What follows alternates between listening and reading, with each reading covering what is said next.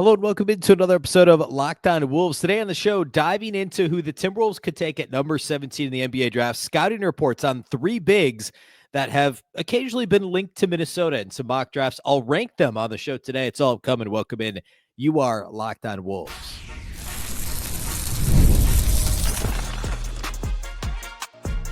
You are Locked On Timberwolves, your daily Minnesota Timberwolves podcast, part of the Locked On Podcast Network.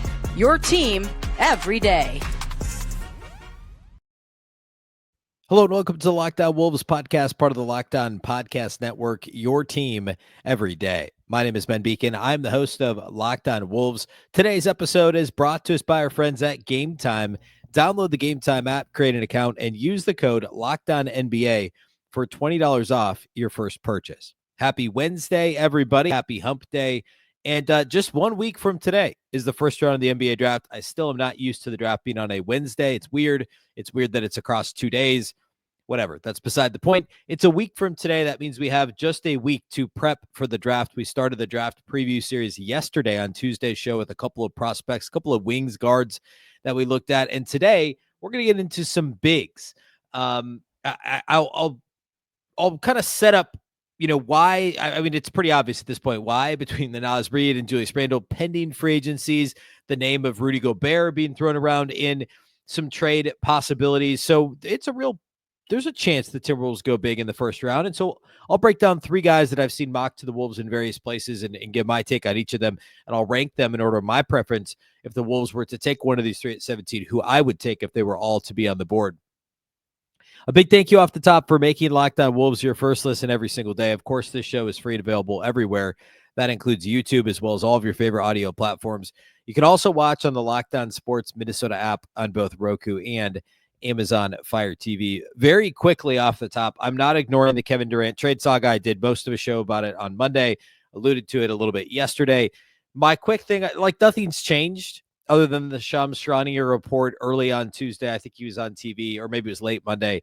He used the phrase, KD has no desire to be with the Timberwolves. And there was some further reporting from Sam Amick and John Krasinski, of course, of The Athletic, talking about how that may have changed since the deadline, or at least what the Wolves understood about it may have changed. Basically, they're at this stage now where the Suns want Minnesota's interest.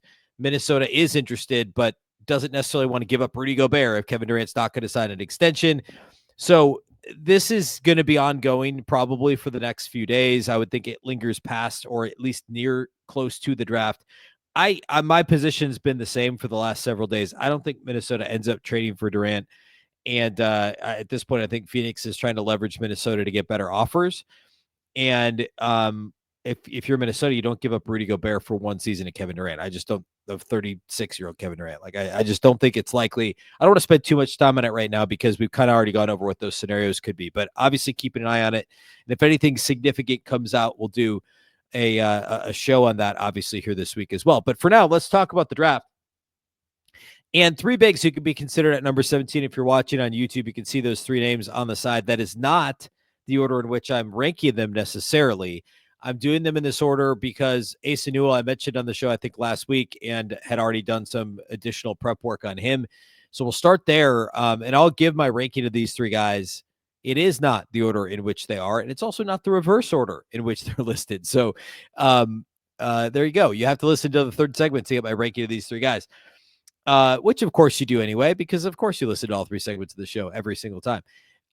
Let's start with Asa Newell.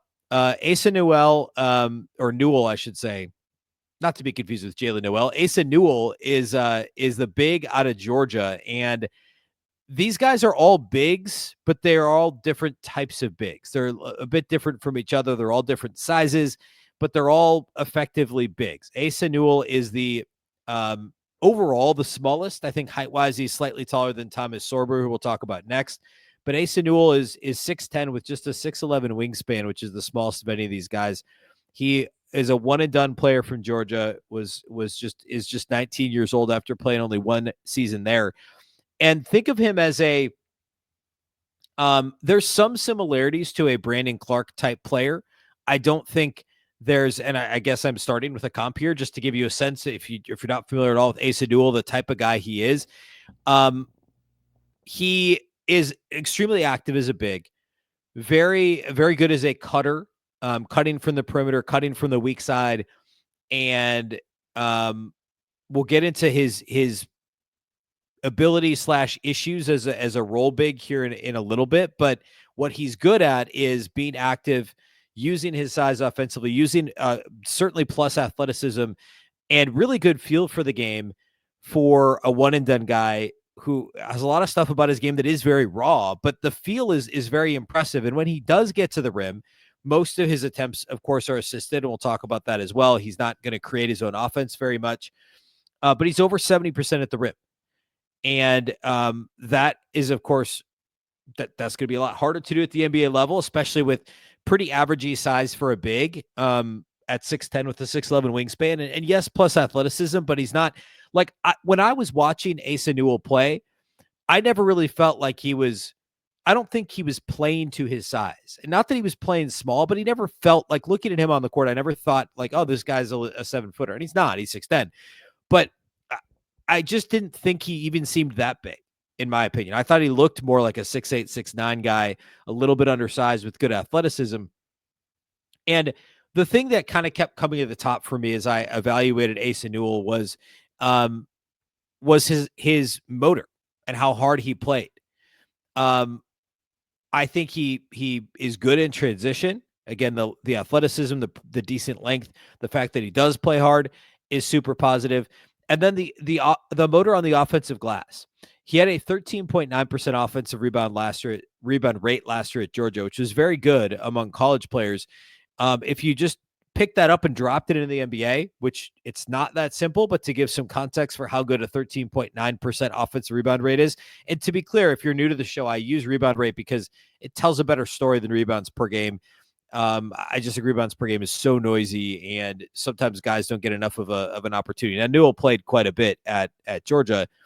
He averaged 29 minutes per game. So he averaged 6.9 rebounds per game. So yeah, 15 and 7, like that's a pretty good season.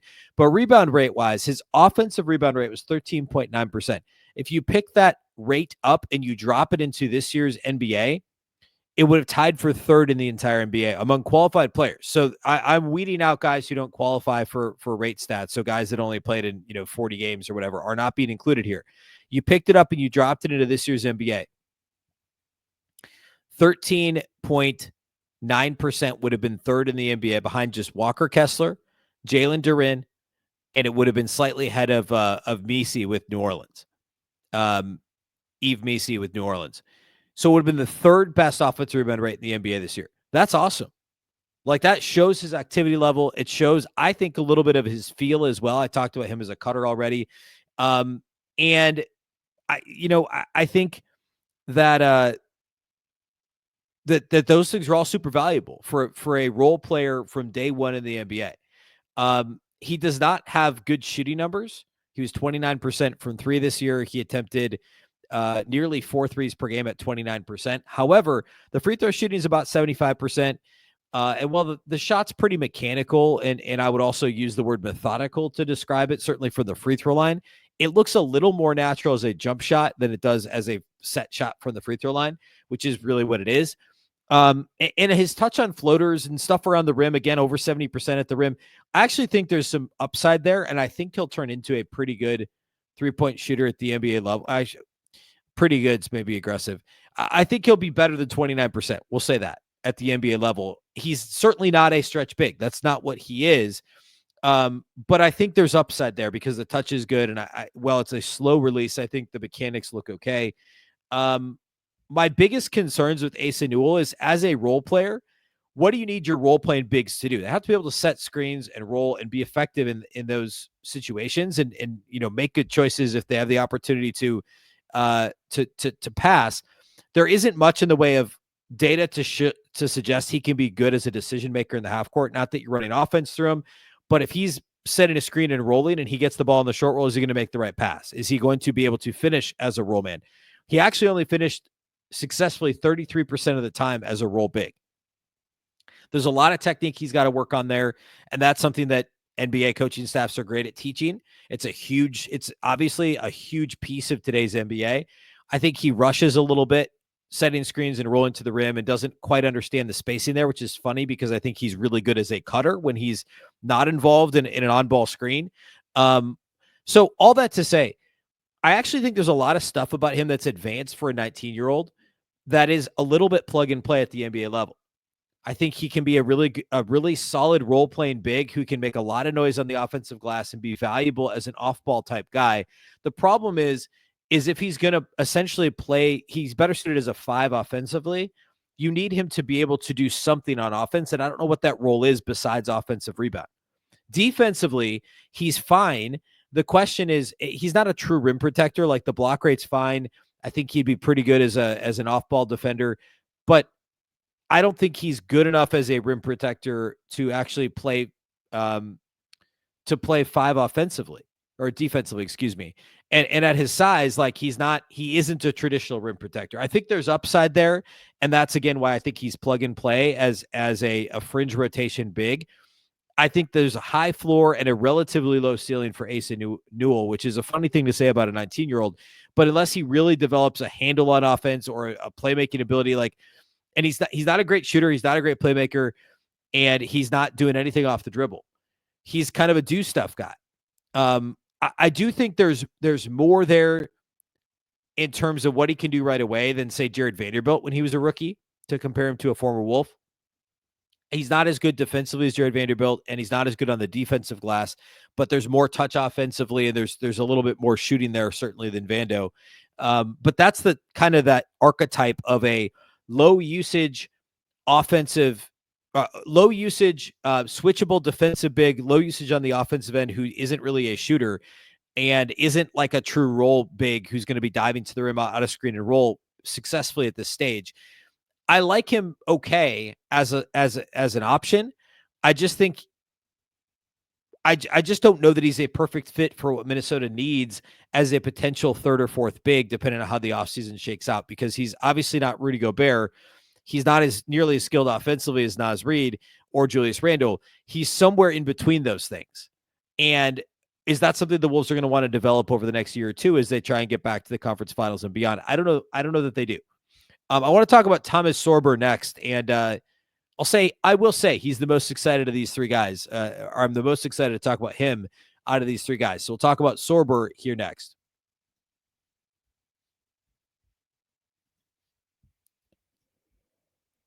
Today's episode of Locked On Wolves is brought to us by our title sponsors at Game Time. There is nothing like the NBA Finals. The intensity, the buzzer beaters, the fans losing their minds. It's the kind of atmosphere that you must experience live. This year's matchups are already delivering throughout the playoffs. They have, and especially here in the finals. It's been a ton of fun. If you want in, Game Time makes it fast and easy to get seats, even for the biggest playoff games, and that includes Game 6 of the finals in Indianapolis Thursday night. Prices on the Game Time app actually drop closer to tip-off, and with killer last-minute deals, panoramic seat views, and no surprise fees, Game Time is a total game changer. If you head over to the app, you'll see that Zone Deals are offering 10% off exclusive Zone Deals for several different events. You can see your exact view in your seats before you buy with no surprises, and the app makes it ridiculously simple.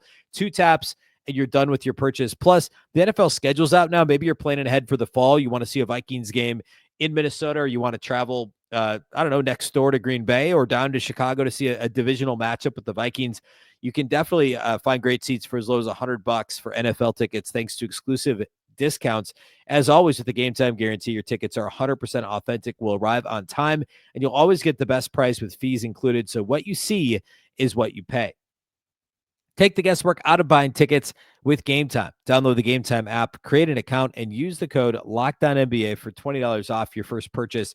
Terms apply. Again, create an account and redeem the code LOCKDOWNNBA, LOCKEDONNBA for $20 off. Download the Game Time app today. Last minute tickets, lowest price guaranteed.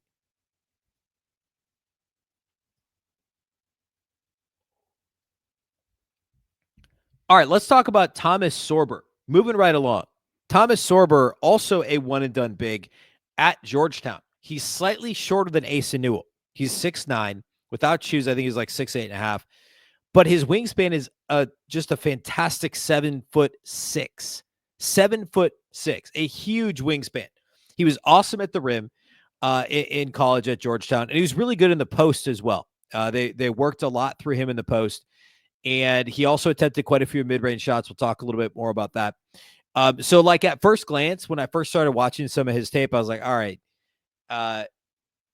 back to the basket big. What are the Wolves going to do with a slightly undersized 6'9" back to the basket big? Like, that doesn't make sense. But hang on. He's an awesome screener. And out of dribble handoffs, he actually looks like he knows exactly what he's doing. I was really impressed with his feel. When he's the trigger man in a dribble handoff, he knew exactly what he was supposed to do. He knew when to pull it, and then he could drive out of that situation himself. He knew when to hand the ball off.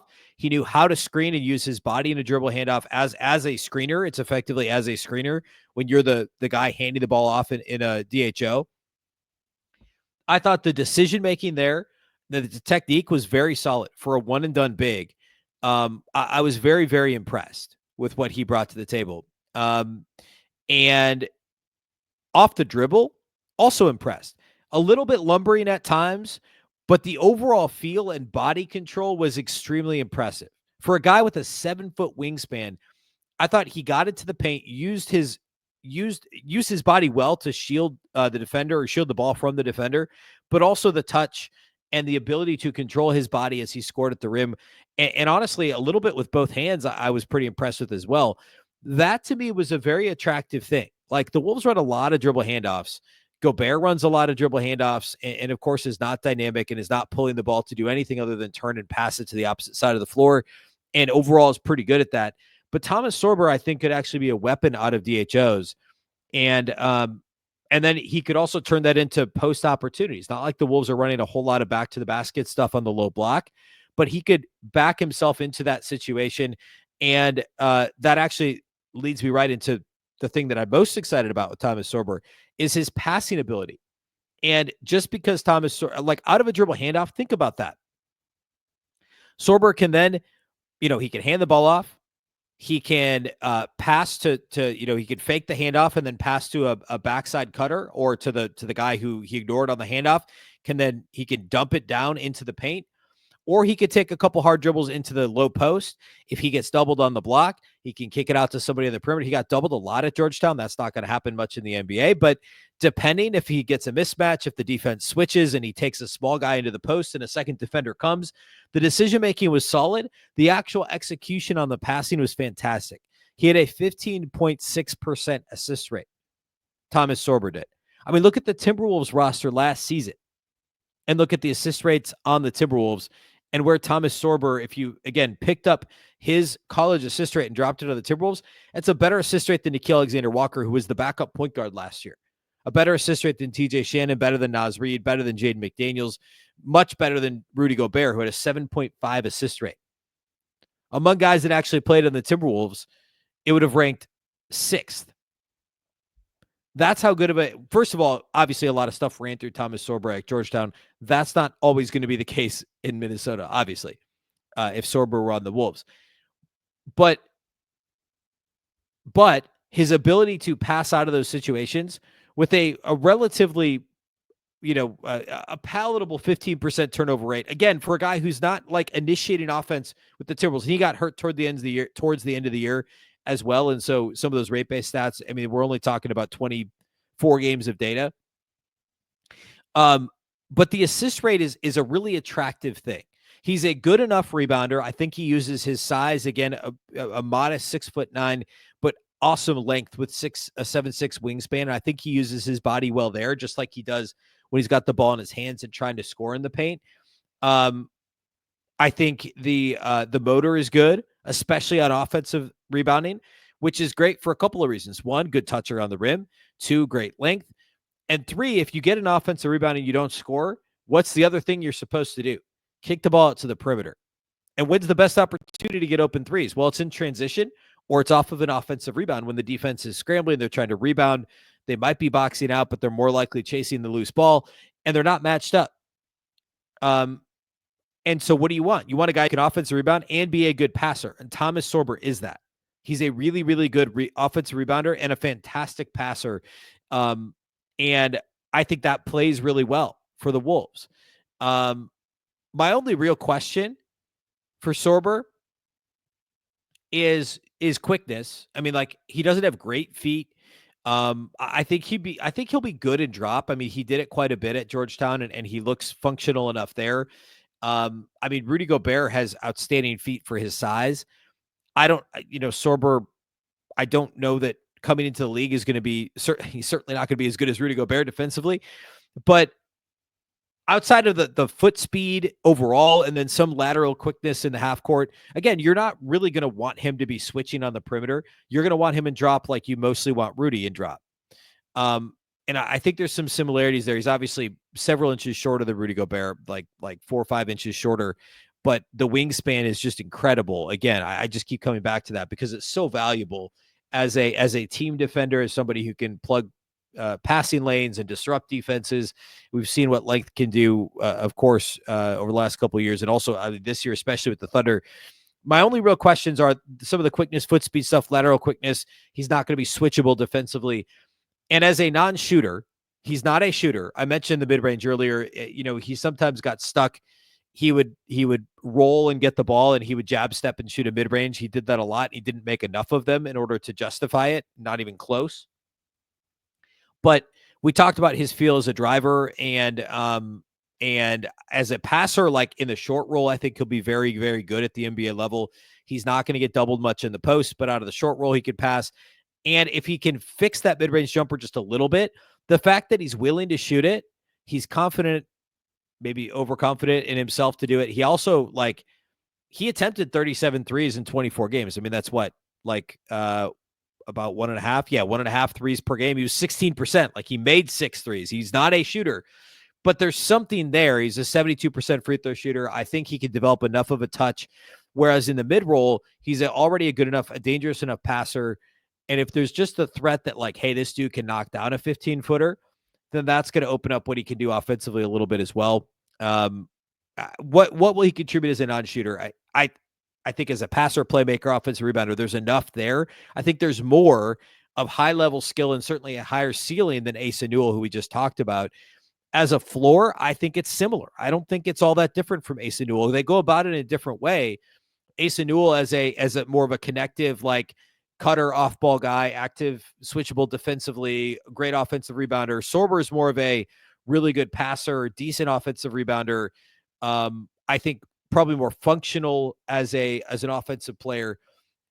But both guys are high floor. I think Sorber is a higher ceiling, and maybe the floor is not quite as high the first year as it is for Newell.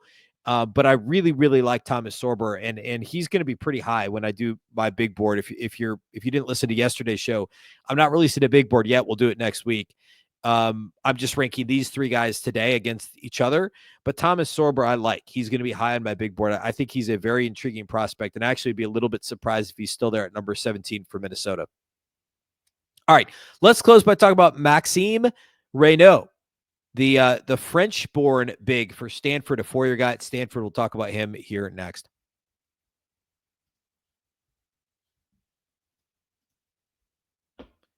OLIPOP is a new kind of soda. Today's show is brought to us by OLIPOP. OLIPOP is made for people who love the classic taste of soda but want something that supports their health with just 2 to 5 grams of sugar and 9 grams of prebiotic fiber in every can. OLIPOP is reimagining soda in a way that's better for your gut. Traditional sodas are loaded with sugar, like 39 grams in a regular Coke or 44 grams in an orange Fanta. OLIPOP flips that script with just a fraction of the sugar, no artificial sweeteners, and gut-friendly ingredients like OliSmart, a blend shown to support digestive and overall health. It's soda that tastes like the real thing, but actually does something good for your body. The other day on the show, I had a grape with me. Grape is still my favorite flavor. Today, I have crisp apple, and it's really good. It's an interesting mix between, I mean, like, apple soda doesn't really exist. That's what this is. It tastes like apple juice with carbonation, and really delicious. Like, crisp apple is the name of it, not just apple. Crisp is a good way to describe it. Grape remains my favorite flavor that I've tried, and I've still, actually, the reason I didn't have a grape, we didn't have it handy because we drank most of the grape already. That's my favorite flavor. It's really, really good. Tastes like any grape soda you could put it up against, and it's phenomenal. Get a free can of OLIPOP right now. Just buy any 2 cans in the store, and they'll reimburse you for 1. That's the move. Trust me. Go do it. Head to drinkolipop.com/LockedOnNBA to claim your free can and find Olipop near you. That's drinkolipop.com/LockedOnNBA.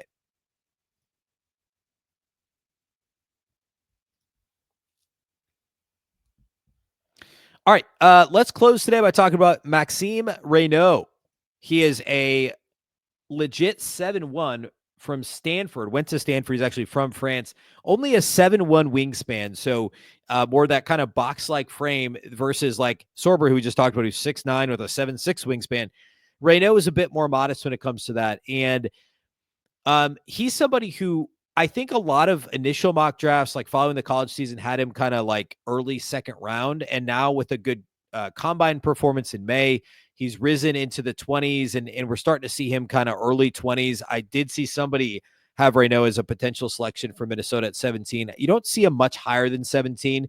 And Newell and Sorber, you will see up into the 10, 12, late lottery range as possibilities. Raynaud will almost certainly be on the board at 17.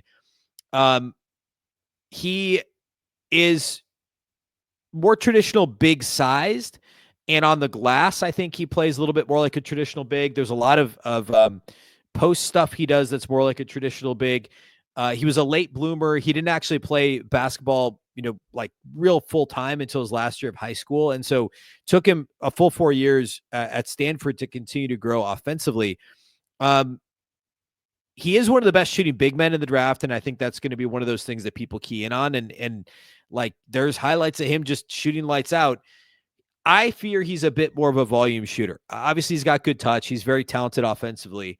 I think his jumper looks a little bit off balance too often, and it feels more like a volume-y jumper, if that's a thing, if that makes sense, than anything else. Like this dude's going to get threes up. He's going to make a pretty good clip of them. He was just under 35% as a senior at Stanford on 5.5 attempts per game. The year prior, he played a bunch, but he only tried 2 a game, and he was 36%. I think he's like, obviously that could improve. He's been a good free throw shooter over the last couple of years as well, although he wasn't as a rotation guy, as a sophomore, he played 22 minutes a game. He was 59% from the free throw line, relatively limited opportunities, and 28% from three. So continues to kind of, again, late bloomer is the best way to describe it. He's already 23, I believe, 22, I guess. But again, up there in age as far as college prospects go, and it's encouraging that he's continued to improve.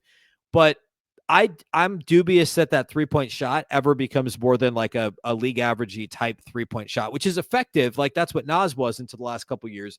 League average is good out of a guy who's 7'1". I get that. But his offensive game is that, and it's the post stuff. He's good in the post. There's a lot of NBA combine. He had a 20-point performance in one of the combine games that he played in. It's all low post stuff and offensive rebound stuff. There's not a whole lot of like off the dribble in the half court that's impressive. He's not very good as a roller. I think he's a good enough screener, but there's not much creativity with what happens when he rolls. And when he finishes at the rim, I don't think he finishes at a high enough clip. I don't think he's quite strong enough in the upper body to finish consistently through contact. And a lot of the post moves, while they're good and he's got great touch, he's finishing away from contact. And that's not necessarily going to work at the NBA level. There's some like, I don't know, like a light version of like a Frank Kaminsky type game. Kaminsky was a much better shooter from the outside and probably a little bit more of a polished post game. And of course he was a lottery pick too. And yeah, played in the NBA for a few years, but he's, in his 30s in the G League now. So like, obviously you want to shoot higher than that with the 17th pick in the draft. I like Raynaud didn't, let me be clear. Like he didn't roll a ton at Stanford. It's not like what they were doing a ton of. He was mostly shooting threes and playing in the post, but I still have concerns about how dynamic he could be. He's a relatively modest athlete. He's not like a true shot blocker. I think the defense would worry me a little bit. Again, the motor's good. The activity level's good on both sides. I like his offensive rebounding. In fact, all three of these guys I've talked about today, Newell, Sorber, and Raynaud, all are good offensive rebounders. And Raynaud's good on the offensive glass. The defensive glass needs a little bit of work. There's certainly some upside here where if he truly becomes a 40% 3-point shooter and continues to build out his body, Is there a rotation big here? Absolutely. I think he's probably got a starter level ceiling. I just think the floor isn't quite as high as I'd want it to be at number 17. I would say Sorber and Newell both have higher floors than Maxime Raynaud does. There's a floor as a shooter, sure, but it's a league averaging floor. And if he's not a threat to put the ball on the floor, I'm not saying he never will be, but if he's not athletic enough or have a good enough handle to do that at the NBA level, and he's not a great screener or a really great roll big, and he's not really contributing in terms of being a plus defender, and we're really kind of left with a good motor on the offensive glass, a volume three-point shooter, a guy with great touch for a 7-1 guy who can score in transition. That's nice, but I think we can shoot higher. So he's going to be on my board. Like I don't know that he'll be top 10 for me at number 17. But I'd rank him third of the three bigs so far that I talked about today. And nothing really jumps off the page for me. Like if you're going to be a volume 3-point shooter as a big, I want that percentage to be higher, especially if you're not going to bring a whole lot else to the table offensively besides a low post game, which how much are the Wolves actually going to use? Like if you put him up against Thomas Sorber, Sorber's putting the ball on the deck and scoring. Sorber's setting bone-crushing screens and scoring out of dribble handoffs. Sorber's passing, the assist rates there. More offense ran out of Raynaud, or Raynaud was relied upon to score for a not very good Stanford team. I mean, Georgetown didn't play great competition, but was a better team than Stanford overall. Different situations, obviously, it's not apples to apples, but I like the projectability of Sorber and the combination of high floor, high ceiling. So of the three guys we talked about today, I put Sorber first. I put Newell second. And Raynaud third. They're actually, like, I wouldn't even say they're close to each other. I think Sorber for me was clearly first out of the three. Newell is a clear second and not that close to Sorber, and Raynaud is a clear third and not that close to Newell. But again, ultimately, like so far, we've only talked about five guys. We did Nick Clifford and Jace Richardson yesterday. I'm not going to rank those five against each other, but those guys are all going to be on my board. And again, these are guys who I think are legit possibilities at 17 or potentially for a trade up or back around 17. Like these are all guys that I think realistically could go in that, call it 10 to 15 range, 10 to 25 range. So if the Wolves were to move either direction or stay at 17, these are guys who realistically are likely to be on the board. I'm not going to talk about top 10 guys. I'm not going to talk about deep second rounders necessarily. We may get to a couple of those as we wind down the draft coverage next week. But these are guys that I think will be on the table for Minnesota plus or minus pick 17 and maybe even at 31, the first pick of the second round. So I would rank Sorber one between these three, then Newell, and then Raynaud out of Stanford. We'll do three more guys on Thursday's show, unless we get some big Kevin Durant news or something else. But the plan will be to do three more previews on Thursday's show. A big thank you for making Locked On Wolves your first listen every day. Of course, this show is free and available everywhere. You can watch on YouTube. You can also watch on the Locked On Sports Minnesota app on both Roku and Amazon Fire TV. And of course, for your second listen, you can go check out the 2025 Locked On NBA Mock Draft. It's a 5-episode series, of course, features yours truly making a pick for the Wolves. I picked one of the guys that we talked about on yesterday's show. Go check it out. Comprehensive NBA draft analysis from NBA experts to college experts and NBA draft experts. Find the 2025 Locked On NBA Mock Draft on NBA Big Board and on Locked On NBA on YouTube or wherever you listen to podcasts. The episode that I was featured in is actually on the YouTube feed. I think it's 2 episodes ago in the feed, but you'll find the episode that mentioned my pick, and you get some analysis from Nick Engstad and Raphael Barlow regarding my pick for the Wolves at number 17. All right. Of course, the Locked On Wolves podcast is part of the Locked On Podcast Network. Remember, the Locked On Network is your local experts on all the biggest stories. Once again, I'm Ben Beecken. This is the Locked On Wolves podcast. We'll catch you next time.